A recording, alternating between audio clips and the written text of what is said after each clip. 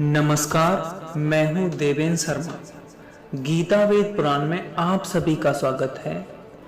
इस वीडियो में आप देखेंगे क्या कारण था कि दक्ष भगवान शिव का द्रोही हो गया, जो भगवान शिव को अपना इष्ट मानता था, जिसने माता जगदम्बा की आराधना की थी कि हे अम्बे, आप मेरी पुत्री रूप में जन्मे और मेरे इष्ट भगवान शिव के साथ विवाह करें। और माता जगदम्बा ने भी उन्हें यह वरदान दिया था। दक्ष ने भगवान शिव और सती का विवाह बड़े धूमधाम से, खुशी से, प्रेम से किया था, विदाई भी की। आखिर फिर वह भगवान शिव का द्रोही कैसे हो गया? चलिए जानते हैं वास्तविकता। यह है शिव महापुराण, गीता प्रेस, गोरखपुर। इसमें रुद्र संहिता के अंदर अध्याय 26 में यहां पर हेडिंग है, प्रयाग में समस्त महात्मा मुनियों द्वारा किए गए यज्ञ में दक्ष का भगवान शिव को तिरस्कार पूर्वक श्राप देना तथा नंदी द्वारा ब्राह्मण कुल को श्राप प्रदान, भगवान शिव का नंदी को शांत करना। जैसा कि सभी जानते हैं, परमेश्वर की जो माया है वह बड़ी दुष्कर है। उससे बड़े बड़े ऋषि, मुनि, राजा नहीं बच पाए। उन्हीं में से एक दक्ष है।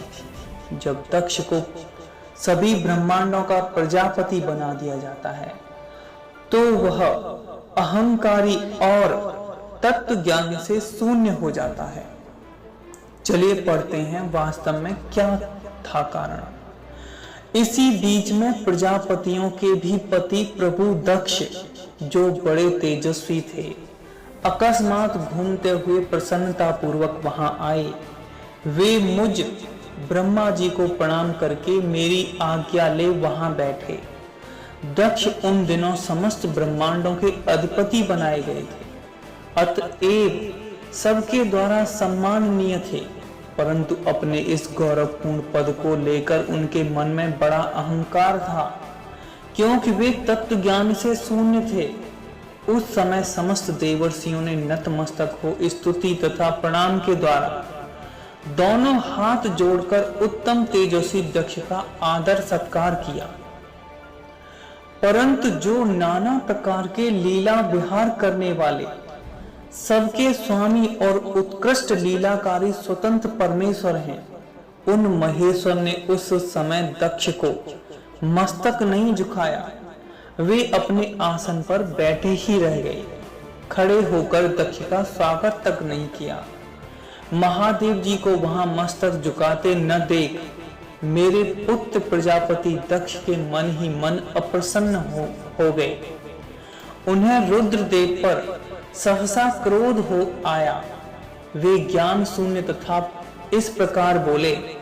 दक्ष ने कहा, ये सब देवता, असुर, श्रेष्ठ ब्राह्मण तथा ऋषि मुझे विशेष रूप से मस्तक झुकाते हैं, परंतु वह जो प्रेतों और पिशाचों से घिरा हुआ महामनस्वी बनकर बैठा है, वह दुष्ट मनुष्य के समान क्यों मुझे प्रणाम नहीं करता?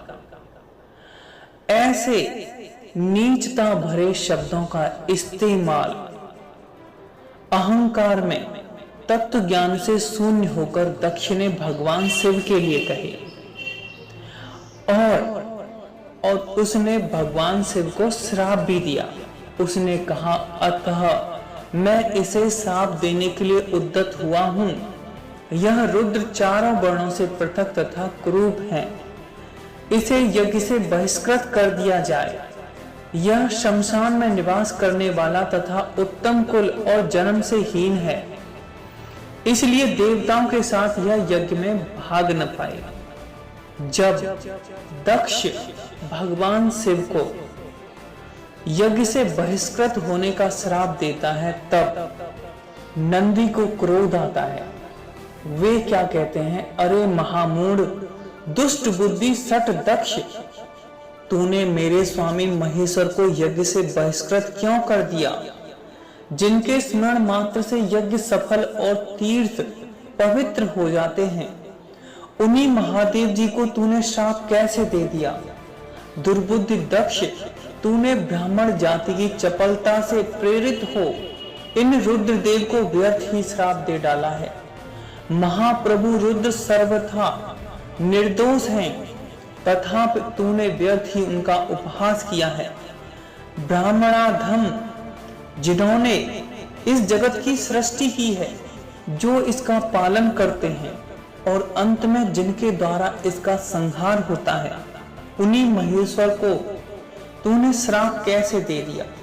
इस प्रकार नंदी के फटकारे जाने पर दक्ष नंदी और गणों को भी श्राप देता है।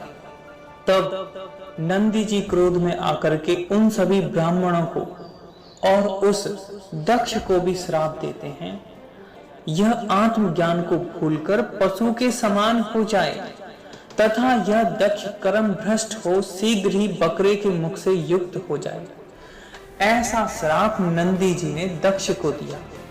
जब नंदी जी क्रोध में आते हैं, तब भगवान शिव ने क्या कहा?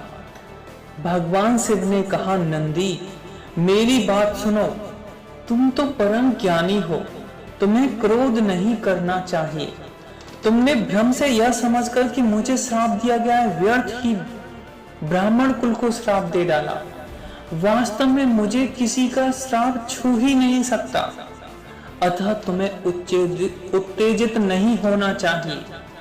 यहाँ पर भगवान शिव ने साफ साफ शब्दों में कहा है कि किसी का भी श्राप मुझे छू भी नहीं सकता, अतः तुम्हें उत्तेजित नहीं होना चाहिए।